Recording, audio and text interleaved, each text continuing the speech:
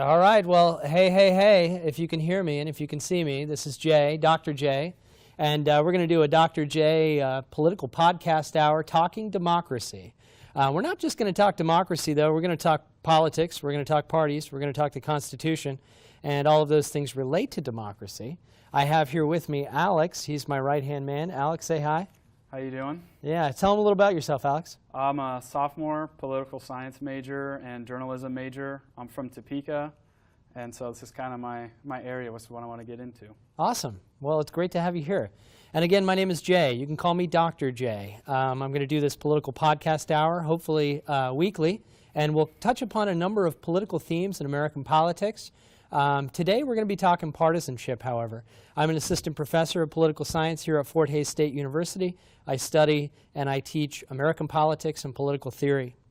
Partisanship is one of the most important political issues that we have in American politics today. And what is partisanship? Well, a couple of things. First of all, I mean, historically, the notion that a democracy almost inevitably leads to a certain collected interests of political beliefs and sort of political action and collective sort of group thinking. There's much to be said that this is a kind of organic relationship, that parties are inevitable to democracy. Everywhere where there is democracy, that is, and sort of upward control of individuals, sovereign individuals who are either voting or directly engaged in a democratic process in one degree or another, that wherever there's a democracy, there are going to be parties. Wherever there is a democracy, there are going to be, as James Madison described it in the Federalist Papers number 10, there are going to be factions. Factions are inevitable. Disagreements among the people. Collected interests. Now, interest groups are not parties. Parties and interest groups are regulated differently. They have different roles in American politics and American society. But in some ways, they're similar.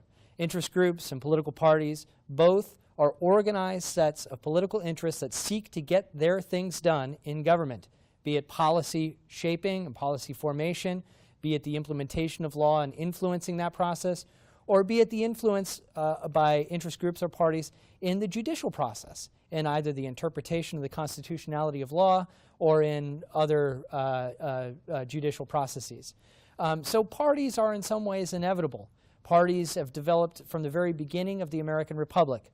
Parties were not mentioned in the U.S. Constitution, but almost immediately factions arise. The two dominant factions that arise in American political party system, the first two are really the Federalists and the Democrat-Republicans. One might call this, in the Federalist side, a more Hamiltonian vision of American society, that American society and American government ought to be dominated by commercialism, industry, and industrial development, more related to banking interests and urban America, et cetera, et cetera.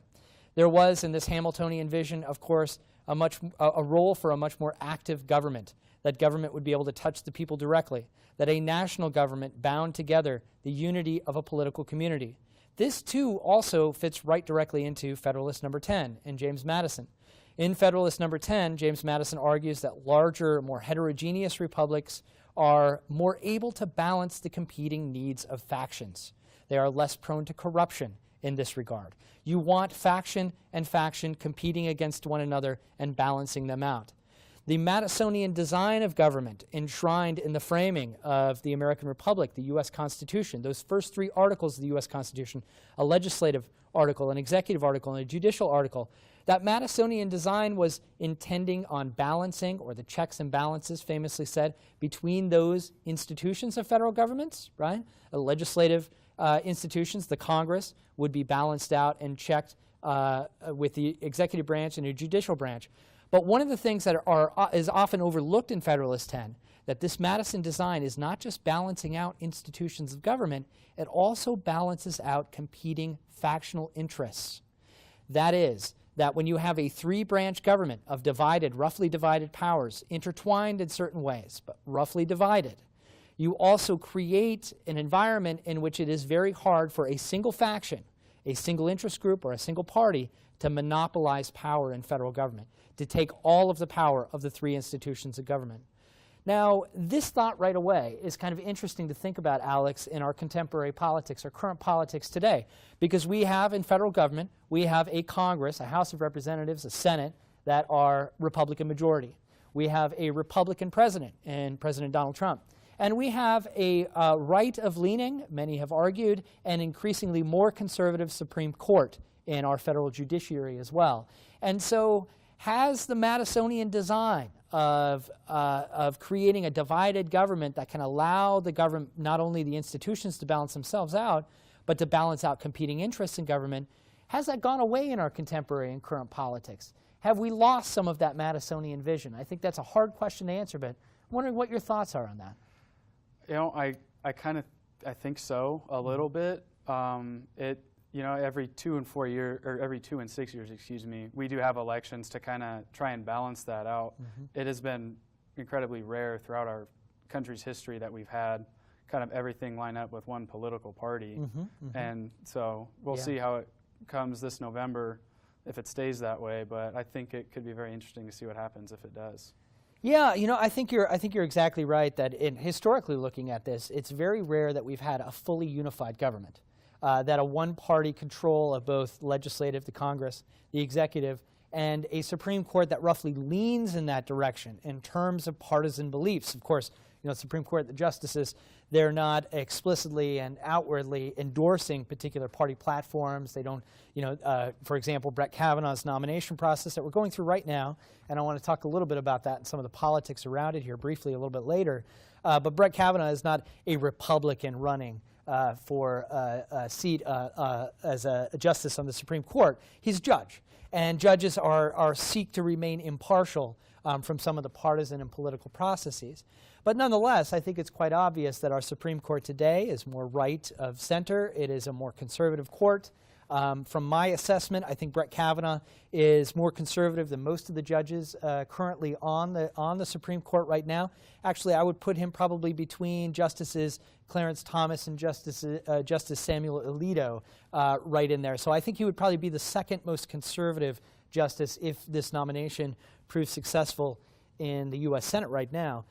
Your thoughts on that, on Kavanaugh and where he might fit in terms of his conservative credentials? Yeah, he's a lot of people are kind of, you know, concerned on the Democratic side of things that he's replacing, you know, such a what many people see to be firm liberal perspective on the Supreme Court. So I think there's a little bit of worry there because he is, you can kind of see he's fairly conservative. Yeah, yeah. Well, he's, of course, directly replacing Anthony Kennedy, who was a Ronald Reagan-era appointee. And Kennedy, in some ways, disappointed a lot of conservatives throughout his tenure. He became the moderate. He became the centrist. He became the swing vote, the crucial sort of middle vote on so many important cases. And so most observers are unanimous in their assessment that Kavanaugh's elevation to the Supreme Court will significantly move the court further toward the conservative position. One of the key issues there, of course, is Roe v. Wade. Roe v. Wade is standing law in the common law tradition. It was a Supreme Court case from 1973. It affirms a constitutional right for a woman to seek an abortion in this country. A lot of observers are saying that Roe v. Wade is now in its most dire moments, that the Supreme Court could potentially overturn that precedent. Roe v. Wade, of course, has been that precedent has been somewhat refined or judicially sort of chiseled out in Casey v. Planned Parenthood and a couple of other Supreme Court cases. But Roe v. Wade, or at least the constitutional right of women to seek an abortion, is still the law of the land. I don't know how much longer that will be. And, you know, Alex, what do you think about that? If Brett Kavanaugh is successful in the nomination process and becomes a Supreme Court justice, what do you think the prospects are for Roe v. Wade to remain law? Well, if you kind of look at it from the public view, the recent survey just done this past year, about 60% of the American public supports Roe v. Wade. But in that sense, you know, the Supreme Court doesn't act on what the public thinks is the right thing to do. It acts on what the legal thing to do is. So it'll be interesting to see for sure. It will. It will. You know, I've taught Roe v. Wade a couple of times in con law and in Supreme Court, and one of the interesting aspects of Roe historically, the case itself, was decided by the Supreme Court in 1973 on textualist grounds. And textualism is this sort of judicial method of interpretation that the text of the law is what matters, and only the text of the law. It is not the intent of a legislature or the intent of lawmakers that matters. It is not legislative history, et cetera, et cetera. It is the text of the law which should determine how that law is interpreted and how certain court cases should go.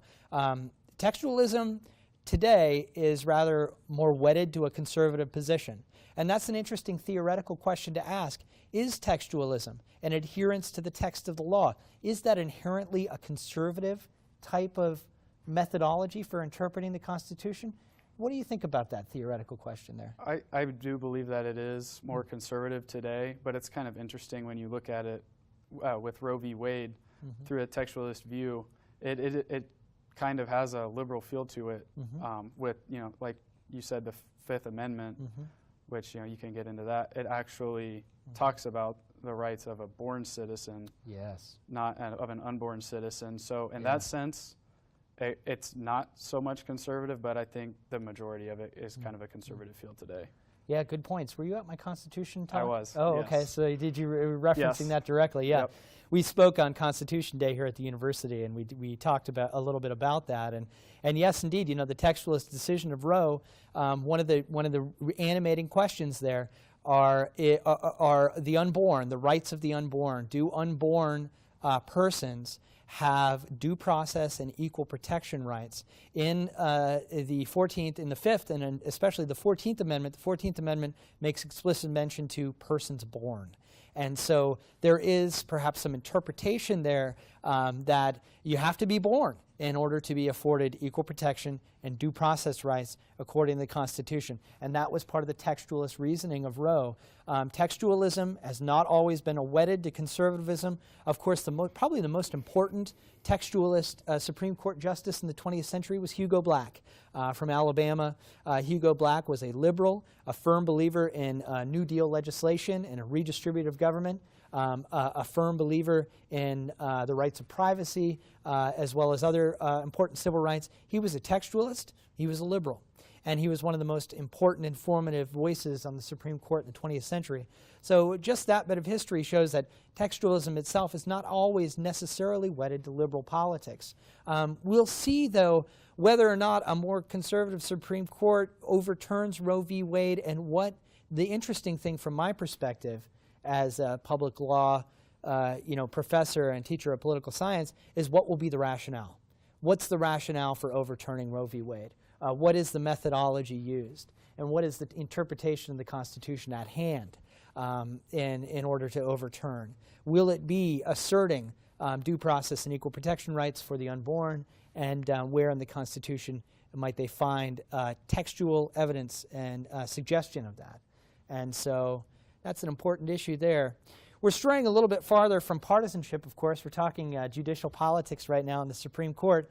But, of course, it is really crucial in terms of looking at the landscape of American parties, where we're going in terms of partisanship. And I think probably the most logical step we should make in moving the discussion along is looking at that Brett Kavanaugh nomination process in the Senate. Of course, our Senate now and our Congress has been described as one in which hyper-partisanship is in the air. Hyper-partisanship is not just partisanship. Hyper-partisanship insinuates that party line is more important than any kind of bipartisan legislation, that party line voting in Congress is as entrenched as ever. There is very little cross-the-aisle support for certain bills.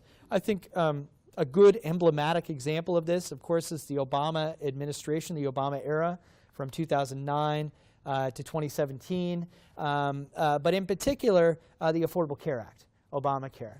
Obama came into the presidency in 2009 with a head full of steam, trying to solve a number of problems, and one of the problems that he saw was really problematic for our democracy was this emerging hyper-partisanship, this entrenched partisan perspective in both the Congress and in the public. I want to get to the public here in a moment, but just to sort of focus on Congress in particular, Obama worked very hard to get Republican votes lined up for the Affordable Care Act. He was very concerned about the Affordable Care Act looking like just partisan legislation, just party line voting, Democratic support, unanimous Republican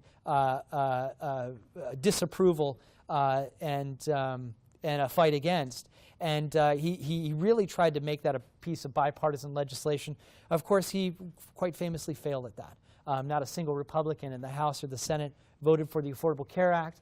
In fact, he had some problems even getting his own Democratic Party members on board without certain important concessions. And of course, the most important concession there at the end of that Affordable Care Act process was a public option, right? A public option meaning that government would become a competitive player in the healthcare insurance marketplace. That a public option meant that Medicare, Medicaid would be open to the public for all, that we could choose as citizens. You didn't have to be a senior. You didn't have to be below the poverty line. That American citizens could choose to opt for the public option. They could choose for a government option for health insurance. That was scrapped, and that was scrapped partly because of a Democratic Party senator in Nebraska refused to sign up for the Affordable Care Act with the public option on the plate, and so that left. Yeah, so the Affordable Care Act in many ways was emblematic of this kind of hyper-partisanship we have. Is this meaningful? I think in a couple of senses. The Affordable Care Act, in my opinion, is a rather moderate and centrist piece of legislation. Let's be honest here, the Affordable Care Act was designed based off of a state program. Mitt Romney was the governor of Massachusetts at the time, and Mitt Romney, as a Republican governor of Massachusetts, really designed a lot of the features and the architecture, if you will, of what becomes the Affordable Care Act, right? A mandate that you have to have health insurance, right? A deal that really was a benefit to private insurance corporations, private insurance lobbyists, as lobbyists, private insurance corporations, more specifically the lawyers for private insurance corporations and pharmaceutical companies, wrote a great deal of the legislation of the Affordable Care Act. And so it was a complicated, convoluted, complex policy that was certainly not very left or liberal. It was not about universal care for taxpayer-funded universal care for all, which would be considered the more kind of left, far more left-of-center policy, something that Bernie Sanders would support, would be taxpayer-funded universal care for all. That's not Obamacare. That's not the Affordable Care Act. The Affordable Care Act, one might regard as more of a centrist legislation. It was developed at the state level under the auspices of a Republican governor. So looking at that and the long-range perspective of this, it's in some ways, it is even more, the Affordable Care Act is even more emblematic of our hyper-partisanship world, because this is not a piece of legislation that would rile up the far left of the Democratic Party and the Democrat socialists, as the term goes now. This was a policy that was designed by technocrats of the left of center, designed by these individuals who are really borrowing a policy from Republicans. Is that your take as well, Alex, or what do you think about that? Yeah, I think it's kind of, I do believe it's more centrist than people kind of make it out to be on the surface. And I think that's really kind of an interesting point, because so many conservatives are, you know, it's for being such a more of a centrist kind of document. A lot of conservatives were very much against it because it was kind of created by the Obama administration. Yeah. Even though, as you said, it was originally formed under Mitt Romney as a Republican at the state level. Yeah. It got a lot of opposition from the Conservative Party, even though that's where the base form of it kind of originated. Yeah, and it mobilized a lot of Republican conservative voters. And some studies show that it was a significant factor in the rise of the Tea Party movement, a further right, one might call populist mobilization in the Republican Party, further to the right than the conventional or moderate Republican. The Tea Party wave that comes in the midterm elections of 2010 really shaped some of the dynamics of Congress that we're still seeing today.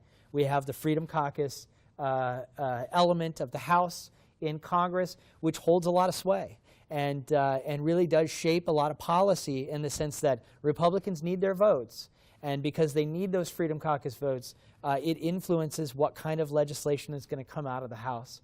One of the key issues here, well, before I get to immigration, just to wrap up some of the health care debate, of course, the controversies over the Affordable Care Act have not gone away. Republicans, in fact, in some ways refused to really regard it as law, even though the Supreme Court, it was passed by Congress. It was signed into law by the Obama administration.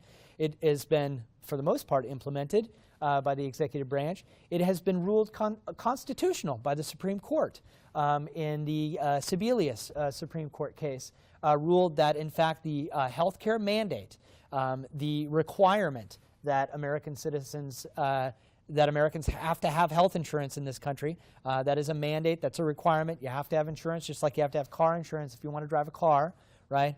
That's constitutional in the Sebelius case. Now, Chief Justice John Roberts, who was appointed by George W. Bush administration, considered a conservative, really did disappoint a lot of conservatives with his voting with the more liberal bloc in the Sebelius case. He voted that, indeed, the Obamacare healthcare mandate was constitutional.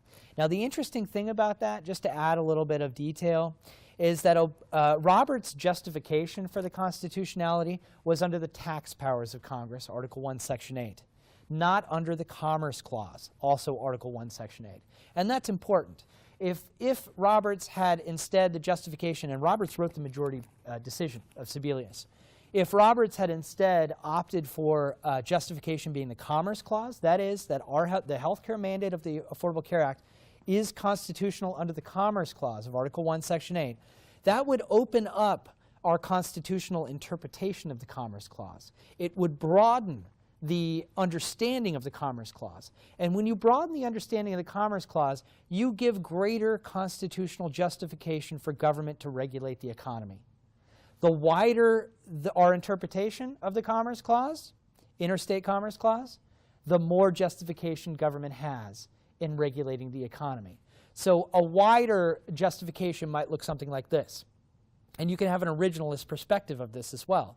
The framers of the Constitution understood commerce and the concept of commerce in a very different way than we do today. Commerce itself was much, much broader of a concept. Commerce included shared ways of life. Commerce included, there was not just an economic conception of commerce. There was a wider social, cultural, political conception of commerce that include shared ways of life, shared cultural ways, that include migration patterns of individuals across state lines. Anything that was interstate commerce, not just economy, would be included under that power of Congress to pass all laws which shall be necessary and proper for realizing the sort of interstate commerce activity that exists between the states, right? That's a broader interpretation. If we take that interpretation, we give a much, much broader constitutional justification for the government to regulate commerce more broadly, and the economy in particular. A more narrow interpretation of the Commerce Clause would look something like this, that interstate commerce is really only very narrowly tailored the kind of distribution of economic goods across state lines. And so therefore the distribution part of the economic sector is much more open to regulation of government. The production side of our economic centers, right, the production of goods, that is not across state lines for the most part. That exists within one state.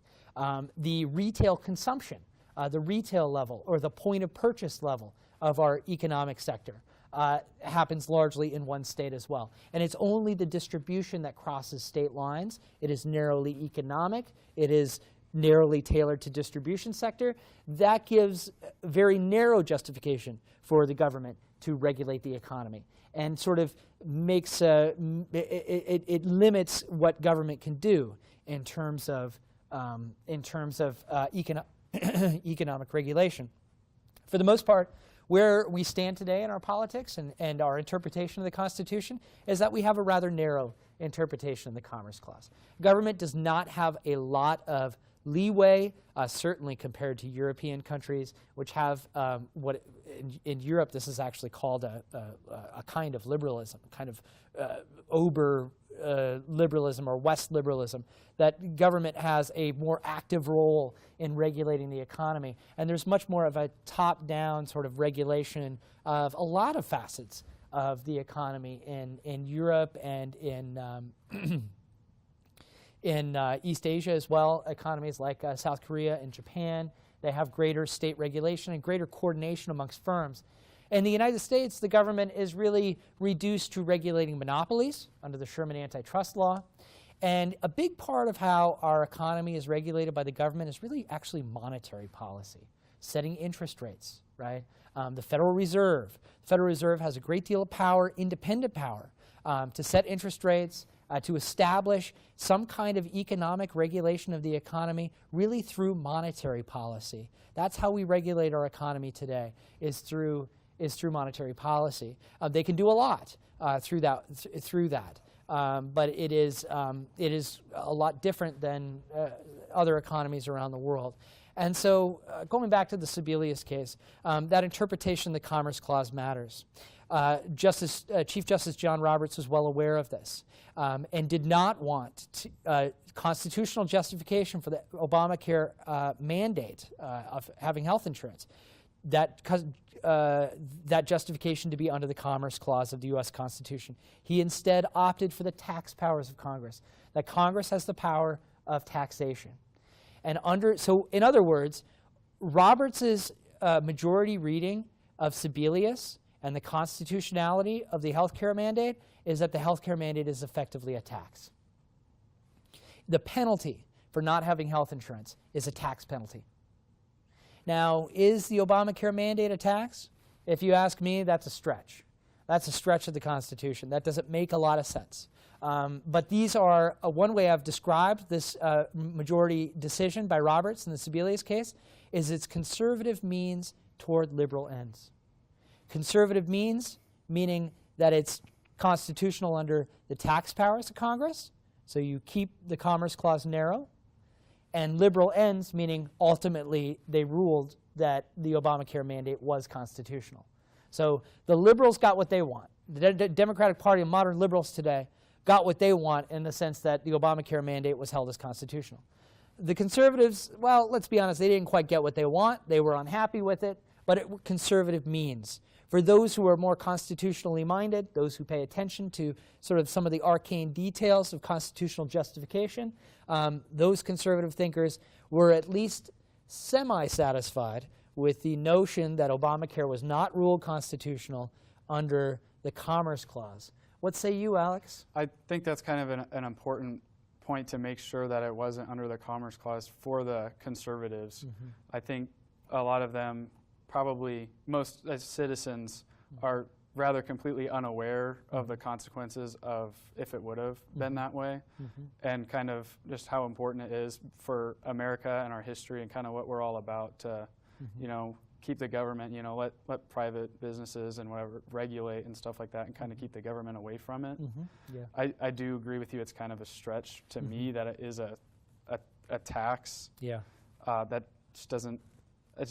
That's not what I think. Yeah, yeah. But yeah. Not the first time, not the last time that politics will stretch the meaning of the Constitution to get certain things done, to create certain compromises, to hash out messy compromises. It is, I think, one of the more indelible features of American politics, that we have these kinds of complicated and complex compromises that are hashed out and that are made constitutional in ways that might stretch the limits of either the original meaning of the Constitution or the text itself of the Constitution, if you will. So, point taken. A little bit more on partisanship here. You know, in Congress, party line voting, of course, is as entrenched as ever. Republicans vote for Republican-sponsored legislation. Democrats vote for Democratic-sponsored legislation. But we do have, in all of the loud news of our day today in politics, tends to drown out some of the smaller stories. I noticed a story that came out in the news 2 days ago, which was an example of bipartisanship. A bipartisan piece of legislation passed the Congress. And I think to a certain degree it kind of flew right under the radar of the American public and of the media. Do you know what I'm talking about here, Alex, to put you on the spot? So I'm understanding what you're saying, kind of flying under the radar, because I'm pay quite a bit of attention to the news and the media and all that, and I haven't heard anything about it. Yeah, a bipartisan bill was passed by Congress and supported by President Trump on opioid legislation, on combating the opioid epidemic in the United States. There is broad agreement, of course, and a lot of bipartisan support for this. The opioid epidemic is ravaging America. We have tens of thousands of deaths by overdose in this country every single year, and the majority of those deaths are by opioids. The pill factories have, in some cases, largely been shut down, and pharmaceutical opioids have been largely replaced by what is now a heroin epidemic on the streets of American cities, and it is a major problem that is affecting especially middle America, especially poor white middle America, more rural America, more small-town America has been devastated by an opioid epidemic, and that's just one of the many tragedies that have affected middle America and working-class America. There has been economic hard times with the loss of a producing economy. We're much more of a service economy now. So much of our economy, in fact, economists suggest around 68% to around 72% of the U.S. economy is consumer spending. That's me and you and everyone you know going out and buying things on Amazon or at the Walmart, et cetera, et cetera. That's 70% of the U.S. economy. Right? We're not really a producing economy anymore. It's not a manufacturing-based economy as much as it used to be in the past. It is more of a retail sector service economy. And that means the loss of a lot of manufacturing jobs in middle America, good-paying jobs that have gone the way, in some cases, the way of the dinosaur. Now, manufacturing jobs seem to be up on the uptick now. We'll see if some of these more economic protectionist measures from the Trump administration, he's instituting billion-dollar tariffs on China, for example, with the hopes that some of that manufacturing will come back to the United States. We'll see what kind of broad range effect that has. Certainly we're seeing some uptick in manufacturing in certain areas, although it's certainly struggling in others. The opioid epidemic is just one part of that. Nonetheless, there's broad agreement amongst Democrats and Republicans that something must be done and that government has a role in combating this serious social problem. And so we had just 2 days ago the passage in the House and the Senate of bipartisan legislation to combat the opioid epidemic. Now, the details of it are a little hazy. What this empowers government to do is to press more on pharmaceutical corporations and the ability to get pharmaceutical opioids. It funnels more dollars into law enforcement to combat illicit use of fentanyl and either pharmaceutical opioids or heroin. There are a number of things that this does. It opens up the channel for more drug treatment money, both at the state and at the federal level, that hopefully will filter down. In some ways, it doesn't combat one of the main issues that a lot of people see are criminalization of drugs and a perspective of drugs that the criminalization element does not bring down addiction rates. It does not bring people sort of a pathway toward getting clean and getting off of these terrible addictions. That criminalization has high recidivism rates. Drug offenders are likely to reoffend again and get caught up in the criminal justice system. That's recidivism, the rate at which an offender will reoffend. And that what we need more are comprehensive treatment programs, treating drugs more like a mental illness and a lot less like a crime problem. This bipartisan bit of legislation doesn't make a big change in that direction, but there are some baby steps that go in that direction. So do you think that this bipartisan legislation is a sign that maybe there are some chips in the hyperpartisan, some weakening of the hyperpartisan landscape that we exist in our party system today? I'd really like to think so, and it's been over the last, not just during the Trump administration when it's become more apparent, but over the last decade or two, hyperpartisan, it's become a bigger issue in America today. Yeah. So it's nice to see as little of a step as it may be, as you said, just a little baby step. Every little step is important, and hopefully we can kind of come together, especially on the more controversial issues that we're facing today. Yeah, yeah.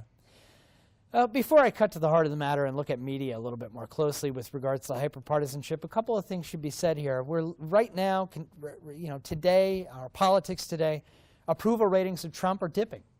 he's seen about a 8% decline. He was so steady at about 44% average by a lot of poll measurements in terms of President Trump's approval rating, about 44%. Now the average is down to about 38%. That's a big jump in an average, especially now that we're only a couple of months away from a midterm election. The 2018 midterm elections are going to be crucial. A lot of people are talking about a blue wave. It looks likely that the Democrats will take the House. It looks like the Senate is even in play. Drop in Trump approval ratings, pollsters and analysts are saying that drop is mostly amongst conservatives, Republican Party voters, and some independents. There's not a lot more he can drop. His approval ratings can't get much lower amongst Democrats and liberals. So if there's going to be a drop amongst his average, it's going to be a drop amongst conservatives and Republicans. How important is that drop, do you think? 7-8%? Do you see a blue wave coming? Is this going to be a significant factor in November? I do think it'll be quite a significant factor. I do believe that the Democrats will probably take the House in November. That's kind of what I'm leaning towards happening. And I really think it's rare right now to see it drop so low with a hurricane on the East Coast. Yeah. Usually natural disasters, a country rallies together, backs the president. You saw it with Bush. And, so I think it's kind of an odd time to see it. Yeah, perhaps. Although, take exception to Bush, Hurricane Katrina was a major damage to his administration. His approval ratings, of course, infamously and famously, I forget that FEMA guy's name. I know his last name was Brown. I forget his first name. Rick Brown, maybe.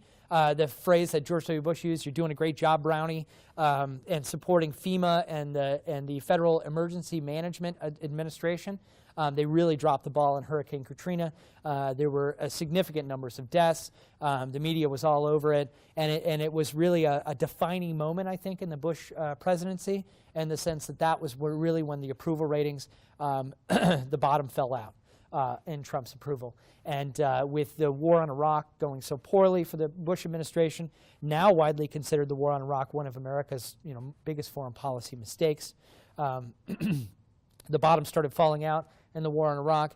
Katrina hit at probably the worst possible time for the Bush administration, and he was significantly damaged by that. But you're right in a broader sense that national emergencies really do need to be unifying moments.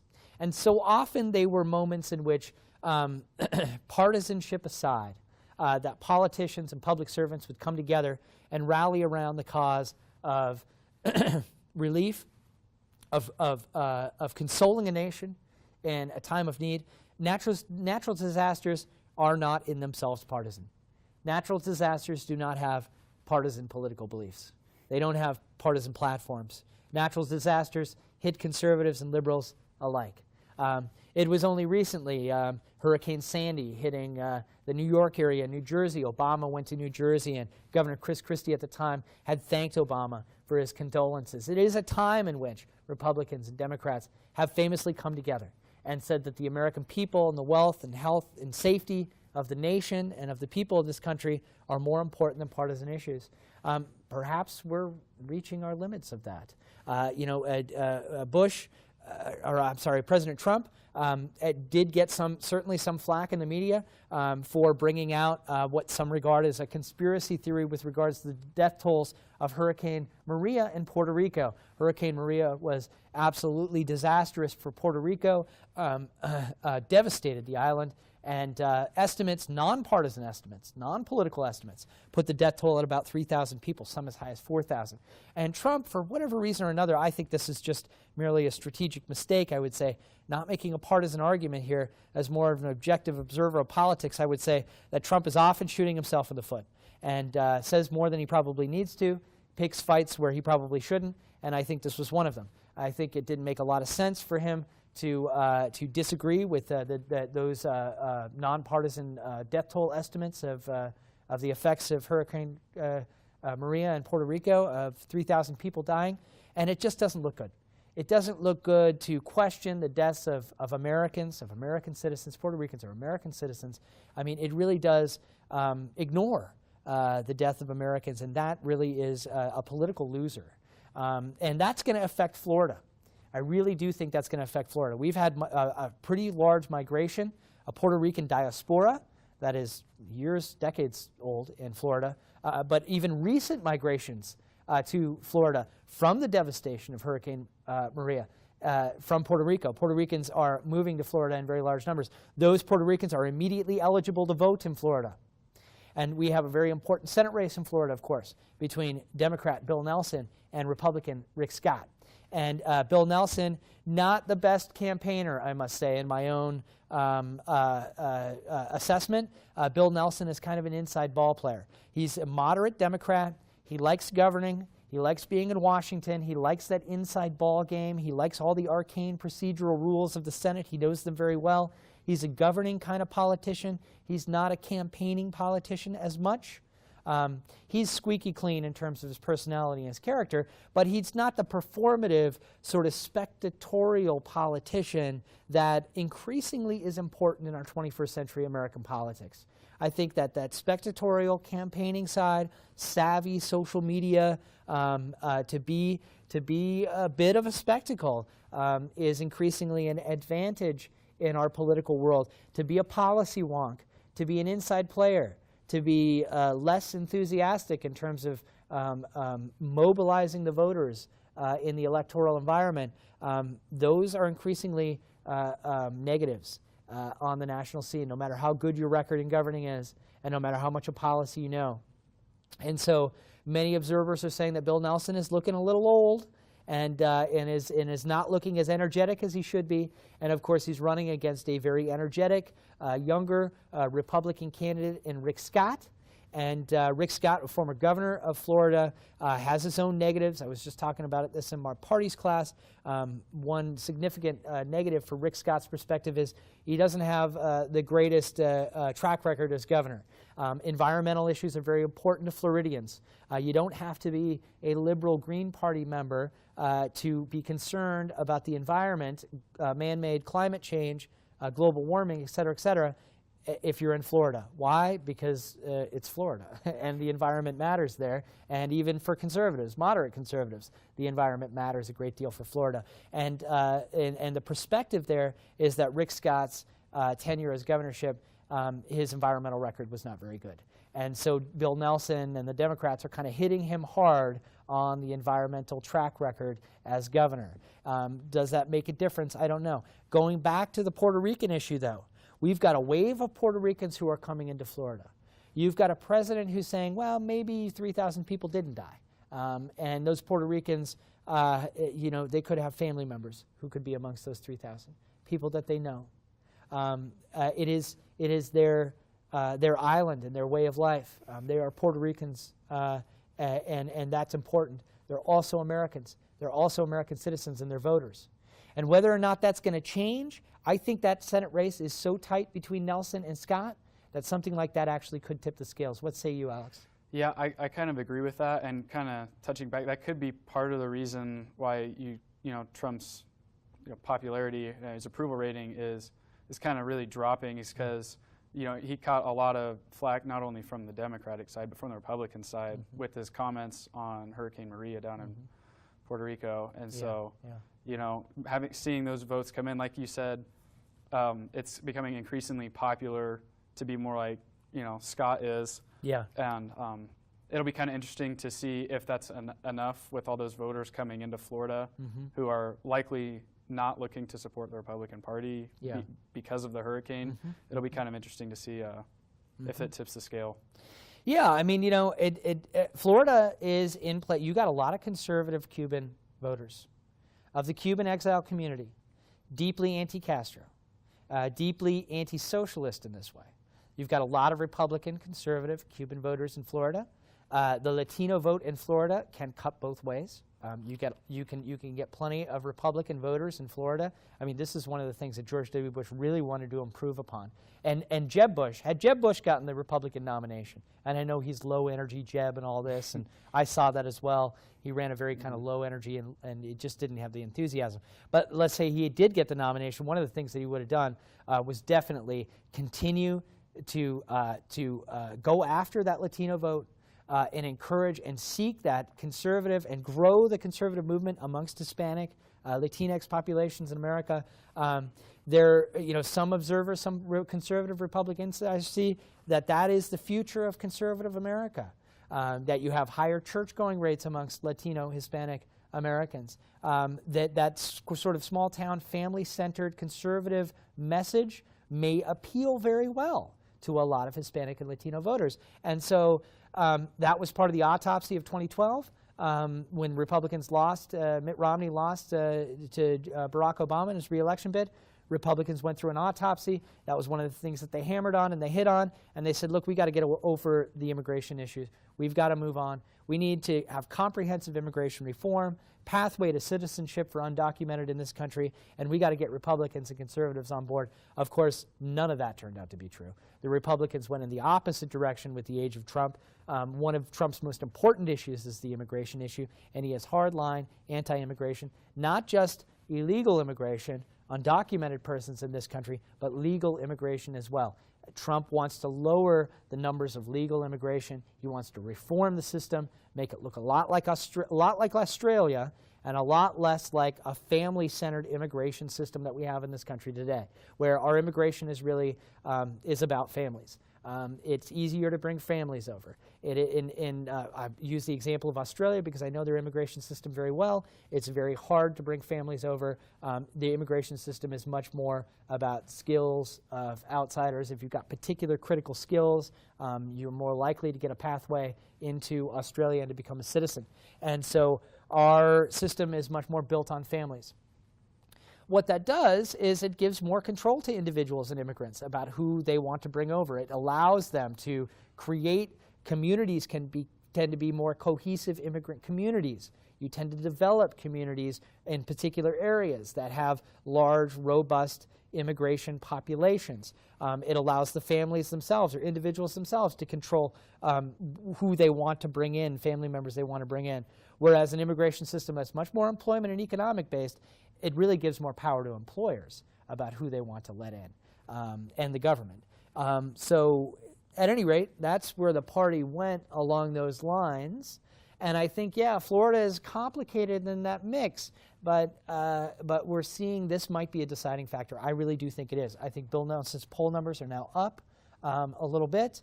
We've seen some Republicans in Florida running against Trump's comments about the 3,000 deaths and sort of creating what some regard as a conspiracy theory here, or maybe just low-level fake news, if you will, that it wasn't 3 deaths. Republicans in Florida are running away from this. You've got a governor running for governor, and now his name escapes me, unfortunately. I know the Democrat guy is Andrew Gillum. He's far to the left. He's a Bernie Sanders supporter. He's running for governor against a Republican candidate who's very pro-Trump, very far to the right. So you've got kind of extremes of the partisan system running for Florida governorship. I know that the Republican candidate for Florida governor has already disavowed those comments from Trump, even though he's a Trump supporter, even though he's riding the Trump wave.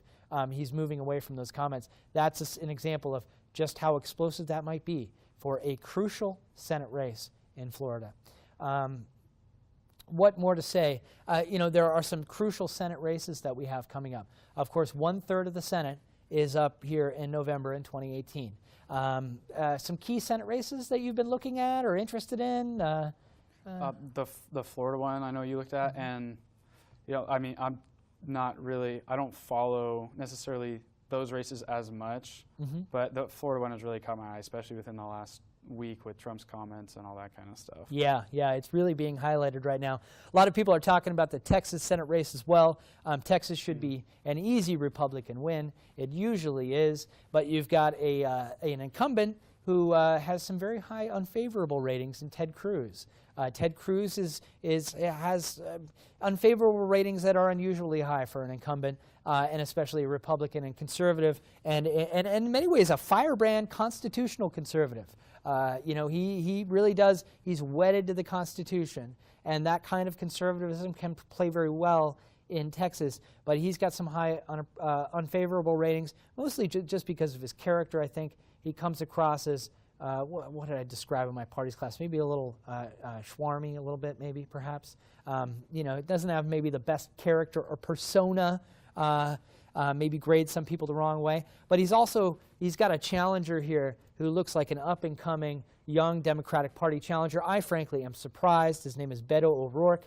I am surprised that he decided to run against Ted Cruz. Usually incumbents in very strong conservative areas or very strong liberal areas, very blue or very red states, and you're an incumbent, you're not going to elicit that strong of a challenger. A young, up-and-coming, attractive candidate is not going up against a surefire loss because when you lose in politics, it damages your perspective, your prospects for the future. A loss is a big hit in politics. And so Beto O'Rourke is going out there and taking a big risk as a young, up-and-coming, an attractive voice. A lot of people are looking at him. He's gaining on Ted Cruz. The numbers right now, it looks like Cruz is up by average 3-4 percentage points or so, and that is very tight for Texas. What do you think about that race?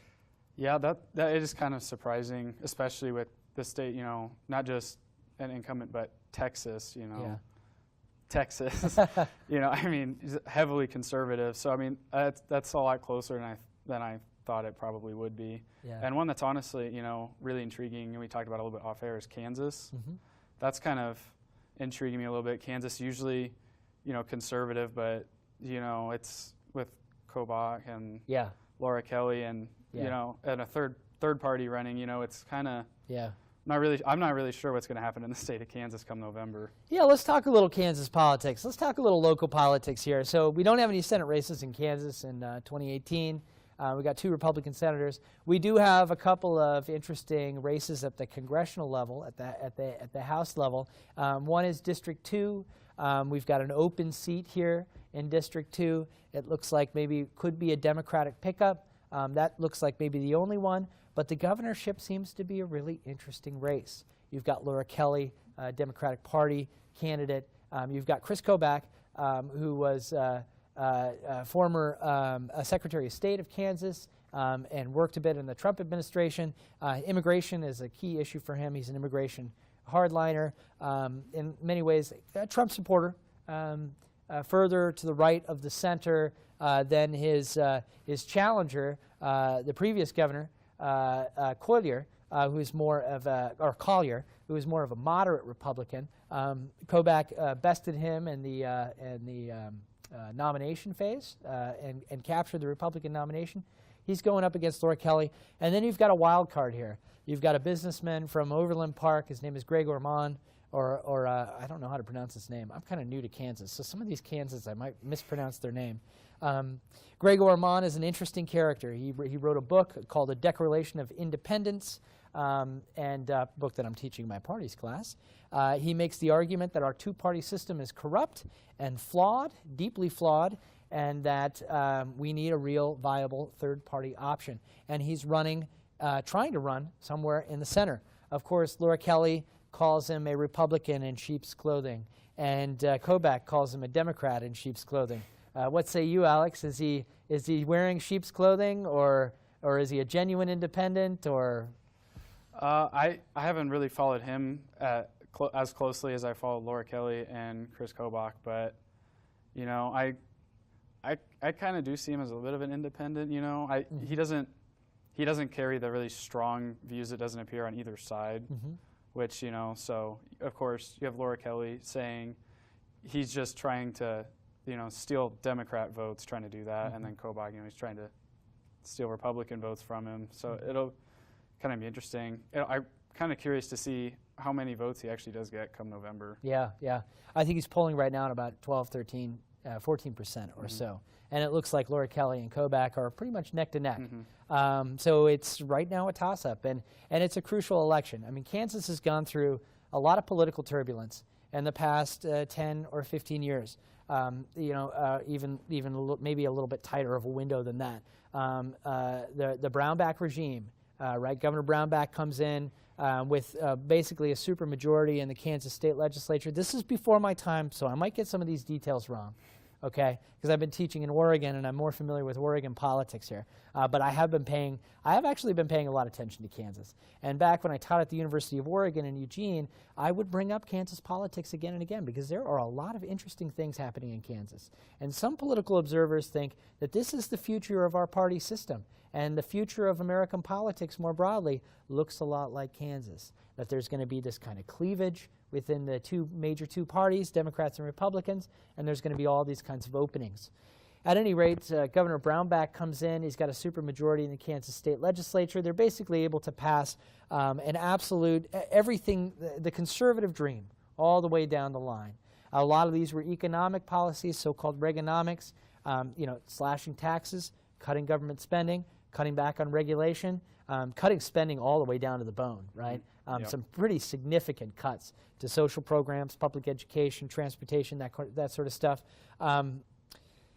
Brownback even famously called it an experiment. It looks like an experiment that might have gone wrong. Brownback's approval ratings dropped to, I think he had at one point lower approval ratings than Governor Chris Christie in New Jersey. He had the lowest approval rating of any governor in the United States at one point. It literally opened up a moderate Republican sort of third-party movement in some ways, changed a little bit the dynamic of the state legislature in Topeka, and Governor Brownback vetoed a spending bill from the Kansas state legislature, and that legislature overrode that veto bill, which is rather rare in Kansas political history, as I understand. Did I get much of that right, or you want to fill in some details there? It was, like you said, he basically cut everything, and he did actually call it, an experiment, and it was kind of strange after it went through. There was a lot of eyes on Kansas to kind of see how it was going to go, and so I agree with you. I don't think it was not as much of a success as he thought it was going to be, for sure. So, what do you think long range in terms of, is this a signal for where national politics is headed, in particular with modern conservatism in the Republican Party? Are the days of Reaganomics, of trickle-down theory, are we numbering those days? We've had about 40 years to see some of the effects of this. And a lot of economists, not all by any stretch of the imagination, but a lot of economists have said, look, the data's just not there. We're not seeing the kinds of economic effects that are coming out of that trickle-down theory. When you slash spending, lower taxes, you deregulate the economy, it is not raising all the boats of average Americans, working class Americans, middle class Americans. Some folks are saying that this is the case. And if that's the case, are the days of this kind of trickle-down theory as a core economic platform for the conservative movement broadly and for the Republican Party, are those days numbered? Are we moving in a different direction here? I'm not really sure. I do. I kind of disagree a little bit with the not helping the middle class. My family being middle class. It not necessarily maybe the last couple of years with what Brownback's experiment did, but I know me and a lot of other people around that are middle class. We're a lot better off. So I'm not. I don't think it's going to go away anytime soon. Low taxes are good for the middle class, right? In that respect. It's interesting. I think that there's a potential. I think that some of Trump's economic policy, certainly the tax cuts, are well in line with certain core principles of conservatives in the Republican Party. But I do think that the economic protectionism that Trump brings in terms of his economic policy, protectionism, high tariffs, of course, not the kind of what we call liberal corporate capitalism. Liberal economic theory is more conservative, of course, than it is modern liberal. I know that sounds unusual as a liberal theorist and someone who teaches liberalism. It's important to note that liberalism, broadly speaking, classical liberalism, encompasses pretty much a lot of modern conservatism and modern liberalism. Modern conservatives can be just as liberal as modern liberals, in fact, more so when it comes to economic policy. But Trump seems to be moving in a different direction slightly, advocating not for a core liberal economic theory like free trade, international trade, right? A consensus that tariffs are generally always bad, right? The Smoot-Hawley Act in the 1930s was a tariff measure that was one of the most disastrous American policies in American history, led to a major dip, a kind of second Great Depression, or a dip in the Great Depression in the 1930s. And there has been broad consensus that tariffs aren't good for the economy. But Trump seems to be going in the other direction here in some ways. And so I think that's opening up a little bit of ground there, interestingly enough. So we'll see where Kansas politics goes in terms of the parties. Do you think broadly in terms of Kansas, do you think that there is an opening of a third party, let's say, of maybe moderate Republicans, maybe also some center-left, maybe independents like Greg Orman? And Greg Orman's thing, part of his thing is kind of an entrepreneurial perspective, that he takes a kind of business-minded, pragmatic, problem-solving approach to the problems of governance and politics. What say you? I do see it kind of opening, especially with, you know, kind of what happened with Brownback and people kind of realizing that's not the direction they want to go. I do see a more moderate Republican kind of becoming more of a common theme in Kansas. Yeah. And to kind of touch on what you said with Trump and, you know, with the raising the tariffs and all that, I believe he's kind of, it kind of looks to most people that he's kind of a new type of thing, you know, that might last a while. I kind of see him more as an extreme, like one-time kind of thing to kind of realize more what we want and then kind of actually head back the other direction is kind of how I view it. I don't see much of what he does as a long-term thing, is more of a short-term fix. Yeah, yeah. Well, let's save that for our second episode of the podcast. So I want to talk a little bit more about Trump and the era of Trump. We'll also maybe dig a little bit into the Trump-Russia situation going on at both the national level and internationally speaking. Just to throw out a couple of more key Senate races for those who are listening and interested in that. Senate race in Arizona, which is really crucial here. Yeah. We've got a very important Senate race in Arizona. That one's a toss-up. You got a very important Senate race in Nevada. Dean Heller is the incumbent, but he's perhaps a weak incumbent there. Missouri's got an important Senate race. North Dakota, your incumbent is a Democrat, Heidi Heitkamp. She's in pretty much a toss-up race there with a Republican in North Dakota. So those are some of the key Senate races for you to look at. And we're going to wrap up this episode, our first episode of Dr. J's political podcast, Talking Democracy, here with Alex Rea. Thanks for coming by, Alex, and let's do it next week, huh? Yep, sounds good. All right, take care, folks.